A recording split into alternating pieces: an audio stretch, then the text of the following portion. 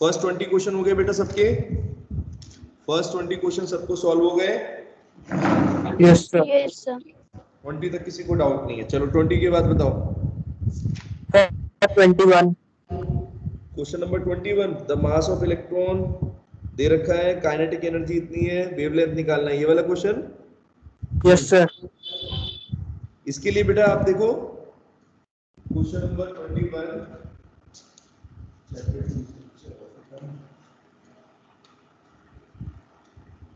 अगर बेटा आपको मास दे रखा हो और वेवलेंथ निकालना है इलेक्ट्रोमैग्नेटिक रेडिएशन, तो कौन सा फॉर्मूला यूज करोगे?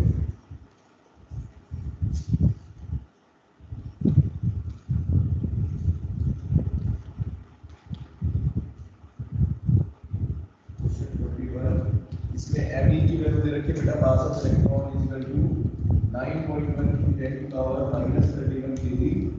ये आपको गिवन है, आपको लैम्डा निकालना है कितना इलेक्ट्रोमैग्नेटिक रेडिएशन होगा बेटा, वेवलेंथ कितनी होगी इसकी, और इसके लिए बेटा आपको क्या क्या वैल्यू दे रखी है और कुछ गिवन है क्वेश्चन के अंदर। काइनेटिक एनर्जी दे रखी है आपको। तो बेटा काइनेटिक एनर्जी क्यों दी है बच्चों? काइनेटिक एनर्जी ऑफ इलेक्ट्रॉन की वैल्यू है इसकी 2.3 × 10⁻⁻25 सर। ये गिवन है, ठीक है बेटा। तो इसमें क्या दिक्कत आ रही है? आपके पास काइनेटिक एनर्जी का फॉर्मूला है तो आपके पास हाफ mv² किसके बराबर कर दोगे? अगर बेटा एनर्जी अगर आप देखो, जैसे हम कहते हैं फोटोन की एनर्जी बेटा किसके बराबर होती है? h म्यू या hc/λ, और बेटा यही एनर्जी किसके बराबर कर दो? ये करना था बच्चों आपको। सर किया ये क्वेश्चन कर लिया बच्चों? चलो कोई नहीं, देख लो, अब मैं बता रहा हूं कैसे करना था बेटा इसको, ये देख लो। तो यहाँ पर बेटा me की वैल्यू बेटा आपके पास है, इलेक्ट्रॉन की वेलोसिटी आपको कितनी रखनी पड़ेगी फिर? अगर क्वेश्चन में नहीं दे रखा है तो इसका मतलब है हाफ mv² आपको दे रखी है, काइनेटिक एनर्जी की वैल्यू दे रखी है, ये चीज आपको दे दी है, ये पूरी वैल्यू बेटा उठा के दे दी है यहाँ पर 3 × 10⁻⁻25। बस इसको सॉल्व कर लेना था, ठीक है। तो 1/λ की वैल्यू कितनी हो रही है यहाँ पर? बाकी सब चीजें उधर ले जाओ, लैम्डा को यहाँ रखो। अगर लैम्डा को यहाँ रखोगे तो कितना हो जाएगा? 1/λ, तो h इधर आ जाएगा नीचे, ठीक है, और c बेटा नीचे आ जाएगा। और जब आपको लैम्डा निकालना होगा तो क्या करोगे? hc/3 × 10⁻⁻25 बेटा, बस वैल्यू पुट कर देना बच्चों, निकल जाएगा जय। Yes sir. चलो नेक्स्ट 22 हो गया बच्चों। 22 आपने ट्रांसपोज क्या बेटा? तो आपने ट्रांसपोज कैसे किया है? अरे रेसिप्रोकल कर दिया, सिंपल। लैम्डा की वैल्यू निकालनी है ना, जैसे 1/λ था, h को बेटा उधर ले गए मेरे, इसकी वैल्यू चाहिए ना आपको, तो लैम्डा की वैल्यू निकालनी है। तो बस मैंने कुछ नहीं किया, इधर उधर उसको उधर रोटेट कर दिया। अगर h ऊपर की तरफ नीचे आ गया और इसको सॉल्व कर लो, इसकी वैल्यू पुट करके c की वैल्यू पुट करो, h की वैल्यू पुट करो, इसको कैलकुलेट कर लेंगे, लैम्डा की वैल्यू आपकी आ जाएगी, ठीक है बच्चों। 22 आइसो इलेक्ट्रॉनिक क्वेश्चन बेटा ये भी हो गया होगा। 30 तक बताओ कौन कौन से डाउट है, जल्दी से फटाफट बेटा, आज कंप्लीट करेंगे इन क्वेश्चंस को, कल नया चैप्टर शुरू होगा। आज का दिन है बस आपके पास, जल्दी से बताओ मुझे। 30 क्वेश्चंस तक बेटा किसको डाउट है? श्रुति 21 से लेके 21 करा दिया आपको, इसके अलावा बेटा बताओ 30 तक सारे क्वेश्चन हो गए? 28, हाँ 28 क्वेश्चन बेटा ना। n एटॉमिक ऑर्बिटल है n = 3। अगर बेटा आपके पास n की वैल्यू 3 दे रखी है तो क्वेश्चन में पूछ रहा है, सिंपल है, l और ml की वैल्यू पूछ रहा है बेटा। तो बताओ जरा, अगर आपके पास n की वैल्यू बेटा 3 दे दी है तो l की वैल्यू क्या होगी? मैंने आपको बताया था l की वैल्यू हमेशा बेटा 0 से लेकर n-1 के बीच में बेटा लाई करते आ देते हैं, है ना। तो कितनी हो जाएगी बताना जरा? 0, 1, 2 ये वैल्यू होंगी बोलो बेटा। Yes sir. और ml की वैल्यू कितनी हो जाएगी? ml की कितनी होती है? माइनस एल से लेकर प्लस एल तक, माइनस एल से लेकर बेटा प्लस एल तक होती है। तो कौन कौन सी हो जाएगी? -2, -1, 0, 1 और 2, ये 5 ऑर्बिटल आएंगे। ठीक है बच्चों, सही है? आगे सबको यस सर। सेकंड पार्ट में पूछा है उसने, सेकंड पार्ट में पूछ रहा है अगर 3D ऑर्बिटल है बच्चों, सुनना, अगर 3D ऑर्बिटल है तो बताओ इसके अंदर कौन कौन से क्वांटम नंबर होंगे? 28 के फर्स्ट पार्ट में मैंने करा दिया। सेकंड पार्ट के अंदर बेटा देखो 3D ऑर्बिटल बोल रहा है, तो 3D ऑर्बिटल बेटा सबसे पहले इसकी n की वैल्यू बताओ बच्चों कितनी होगी? अगर 3D ऑर्बिटल है तो बेटा जिसके आगे p लग गया, 3 लग गया, तो 3 का मतलब बेटा कौन सा ऑर्बिटल हो गया? कौन सा क्वांटम नंबर हो गया? n की वैल्यू क्या है? प्रिंसिपल क्वांटम नंबर था नहीं, प्रिंसिपल क्वांटम नंबर शेल्स की संख्या बताता है। तो थर्ड शेल हो गया ना बेटा, जैसे 1s जो होता है वो फर्स्ट शेल के अंदर है 2s और 2p, सेकंड शेल के अंदर, तो n की वैल्यू कितनी होगी बेटा? 3 हो गई। सबसे पहले n की वैल्यू देखो, अगर n की वैल्यू 3 है तो n की वैल्यू बेटा कितनी हो जाएगी बच्चों बताओ? n = 2 n-1 होती है। हाँ तो बस सिंपल है। अच्छा क्योंकि ये d ऑर्बिटल है बेटा, अब एक चीज देखना, अब बच्चे सोच रहे होंगे कि सर यहाँ पर 3 वैल्यू आपने बताई थी 0, 1 और 2, तो बेटा एक बार बताओ सोच के बच्चे बताओ कौन कौन सी वैल्यू किस ऑर्बिटल के लिए है, किस शेल के लिए है? 0 का मतलब बेटा 3s, 1 का मतलब बेटा 3p ऑर्बिटल, 3p सबशेल मतलब की, और 2 का मतलब बेटा 3d। तो बेटा l की वैल्यू कितनी होगी बच्चों?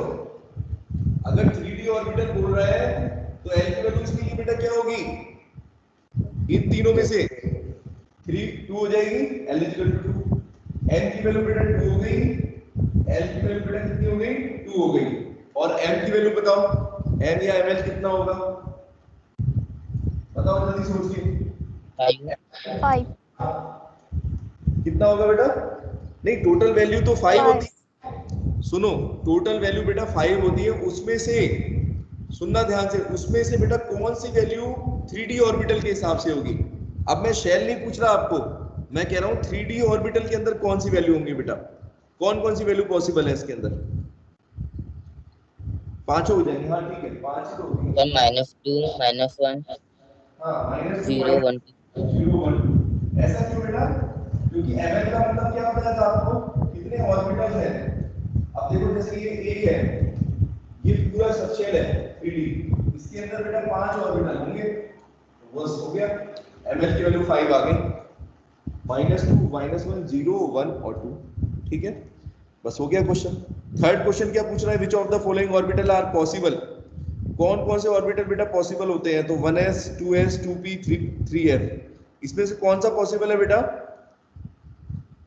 1p होता है कभी? 1p होता है क्या? No sir. इसके अंदर नहीं होता नो सर। पॉसिबल, तो ये भी नहीं होगा। 2s हो सकता है, 2p हो सकता है, और 3f होता है? No sir. 3f भी पॉसिबल नहीं है, तो 2s और 2p पॉसिबल है इसमें से, ठीक है। चलो 29 क्वेश्चन हो गया। 29 में आपको बस ये ऑर्बिटल के बारे में बताना था, एस पी और डी नोटेशन करके describe the orbital in which the following quantum number. ये क्वांटम नंबर बेटा कौन से ऑर्बिटल को शो कर रहे हैं बच्चों, बताना जरा। इस तरह के क्वेश्चन बेटा जेई के अंदर और उसके नीट के अंदर बहुत ज्यादा आते हैं, मैंने बताया था आपको ऑर्बिटल इसके ऊपर। तो बेटा देखो n = 1 और l = 0, कौन सा क्वांटम नंबर बेटा इसमें जो दे रखा है आपको, कौन से ऑर्बिटल की बात हो रही है बताओ जरा। n = 1 और l = 0 बेटा, तो n = 1 सर 1 मतलब है। 1s की बात होती है, 1s 1s बेटा, ठीक है, क्योंकि एक ही ऑर्बिटल है तो 1 = बस ठीक है 1s हो जाएगा। सबको आगे बेटा समझ में? इसी तरीके से n = 3 और l = 1, n = 3, इसका मतलब प्रिंसिपल क्वांटम नंबर 3 है। कौन सा शेल है? तीसरे शेल में कौन से लिखोगे आप? और l की वैल्यू 1 है, l की वैल्यू 0 1 और 2, यानी कि 1 की कौन सा ऑर्बिटल हो गया बेटा? सर 3p 3p 3p हुआ बेटा, 3p ऑर्बिटल हुआ, ठीक है। बस तो सिंपल अगर आपको एक बार तरीका आ गया तो फटाफट कर दोगे। n इज इक्वल टू 4 और n is equal to 2, n is equal to 4 बेटा और n is equal to 2, 4p कौन सा ऑर्बिटल है? सर 4p 4 और n इज इक्वल टू 2, हाँ तो 4p हो जाएगा। 0 l की वैल्यू अगर देखोगे 0 1 2, तो यानी 1s सॉरी 4s है ना, तो 4s 4p और 4d हुआ बेटा, 4s 4d हुआ ना,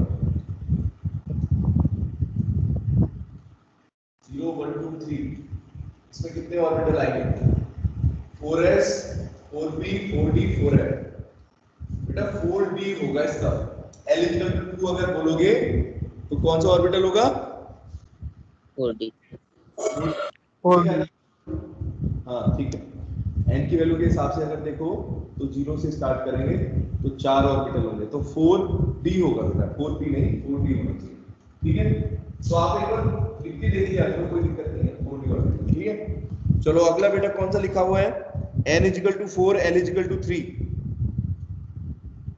n इज इक्वल टू 4 और l इज इक्वल टू 3, तो बेटा ये इससे अगला वाला कौन सा है? 3 वाला कौन सा है? 4f है ना? यस सर 4 तो बस Yes, sir. ठीक है, बस बिल्कुल सिंपल है, हो गया फटाफट। तो 29 क्वेश्चन भी हो गया।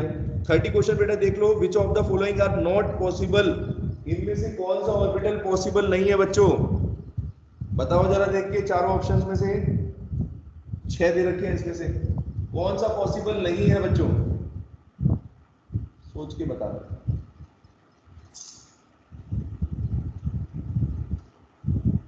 कौन कौन सा पॉसिबल नहीं है? सर ए और बी, ए और सी सर ए और सी, ए और सी होगा बेटा। किसी को डाउट है या मैं समझाऊं या आ गया बेटा सबको? राहुल, फर्स्ट और थर्ड देखो, फर्स्ट में n इज इक्वल टू 0, कभी n की वैल्यू 0 हो सकती है बच्चों? क्या शेल 0 नो हो सर तो ठीक है, फर्स्ट तो होना ही था। और थर्ड वाले में अगर देखोगे तो थर्ड में क्या हो रहा है? सी ऑप्शन में n इज इक्वल टू 2 बोल दिया उसने, l इज इक्वल टू 1, चलो ये तो ठीक है, रुको, n is equal to 2 l is equal to 1, n की वैल्यू l की वैल्यू माइनस हो गई, ml 0, ml 0, ये तो पॉसिबल है। थर्ड वाला कैसे? थर्ड वाला नहीं बेटा, सी वाला तो ठीक लग रहा है, n इज इक्वल टू 2, एक वैल्यू माइनस करेंगे तो ठीक है, n की वैल्यू आ जाएगी, ml 0 है। सर एल की वैल्यू 0 आनी चाहिए ना? किसमें? नहीं, l सर की वैल्यू, n माइनस 1 मेरी बात तो सुनो, सी वाले में कह रहे हो ना आप? हाँ, सी में बेटा एक चीज Yes, बताओ sir. मुझे, अगर जैसे प्रिंसिपल क्वांटम नंबर बेटा जो है वो n से रिप्रेजेंट होता है, अब l की वैल्यू बेटा जो है वो शेल की संख्या है, तो वो तो मैंने आपको बताया था 0 से लेके n-1 के बीच में होती है, तो यानी अगर 2 है इसकी वैल्यू तो 0 और 1 दोनों वैल्यू हो सकते हैं बेटा पॉसिबल, ठीक है। ये तो ठीक लग रहा है, ये ठीक लग रहा है बेटा, सी तो ठीक है। सी वाला नहीं, 5 वाला देखो एक बार, चलो एक एक करके देख लेते हैं। डी वाले में क्या है? 2 1, इसमें से सब्ट्रैक्ट किया तो ये भी ठीक है। n is equal to 3, l is equal to 3 बेटा, ये ई वाला पॉसिबल नहीं है बेटा, सी वाला तो होगा पॉसिबल। ई वाले में देखो बेटा, n इज इक्वल टू 3 भी दे रखा है और l इज इक्वल टू 3 भी दे रखा है, ये पॉसिबल होगा बेटा। n की वैल्यू हमेशा l की वैल्यू n-1 के बराबर होती है बेटा, 0 से लेके। सर सी में भी तो ऐसा ही है क्या है सी में? यार, n की वैल्यू भी 1 है और l की भी 1 ही है। अरे तुम्हारा ऑप्शन अलग है क्या? मेरी बुक में तो कुछ और लिखा हुआ है यार। सर 1 लिखा है दोनों में। अच्छा, फिर तो यस बेटा, सर हमारे इसमें 1 है। अच्छा ठीक है बेटा, मेरे पास जो मैं बुक करा रहा हूँ शायद हो सकता है इसमें गलत मिसप्रिंट हो, ठीक है। अगर n इज इक्वल टू 1 दे रखा है बेटा और l इज इक्वल टू 1 भी दे रखा है तो फिर तो इनकरेक्ट ही होगा, ठीक है बच्चों, तो कर लेना आप। एक फिफ्थ वाला भी इनकरेक्ट है। 31 क्वेश्चन में how many electrons in an atom can have following quantum number, कितने इलेक्ट्रॉन हो सकते हैं? तो कितने हो सकते हैं बेटा? अब देखो कैसे आपको क्वेश्चन को देखो, ट्रिक देखो क्वेश्चन की क्या है। क्वेश्चन नंबर 31 में देखो कितने इलेक्ट्रॉन हो सकते हैं जिनके पास बेटा ये क्वांटम नंबर हो बच्चों। तो देखो आपको क्या करना है, कभी भी इलेक्ट्रॉन का क्वेश्चन आए बेटा तो ये देख लो कि उसमें एल की अगर एन की वैल्यू दे रखी है तो मतलब कि बेटा क्या दे रखा है आपको, शेल के बारे में दे रखा है। जैसे यहां पर n इजिकल टू 4 दे दिया बेटा, तो किसी शेल के अंदर बेटा कितने इलेक्ट्रॉन होते हैं साक्षी? अगर किसी शेल के अंदर इलेक्ट्रॉन्स की संख्या बात करेंगे तो कितनी होगी? बताओ फॉर्मूला क्या था? 2n स्क्वायर था। हाँ तो बस 2n स्क्वायर लगा दिए तो 32 इलेक्ट्रॉन आ जाएंगे इसके अंदर। और दूसरे वाले के अंदर 3 n की वैल्यू 3 दे दी है तो 3 इंटू 2 इंटू 3 का स्क्वायर। तो लेकिन उसमें सुनो L की वैल्यू बेटा 0 भी दे दी है उसने। देखो पहले वाले के अंदर बेटा सिर्फ n की वैल्यू दी थी, तो आपको टोटल इलेक्ट्रॉन जो है वो 32 हो गए क्योंकि L की वैल्यू नहीं दी ना। लेकिन बेटा सेकंड पार्ट में आपको L की वैल्यू 0 दी, तो सोचो n इक्वल टू 3 और L इक्वल टू 0, इसका क्या मतलब है?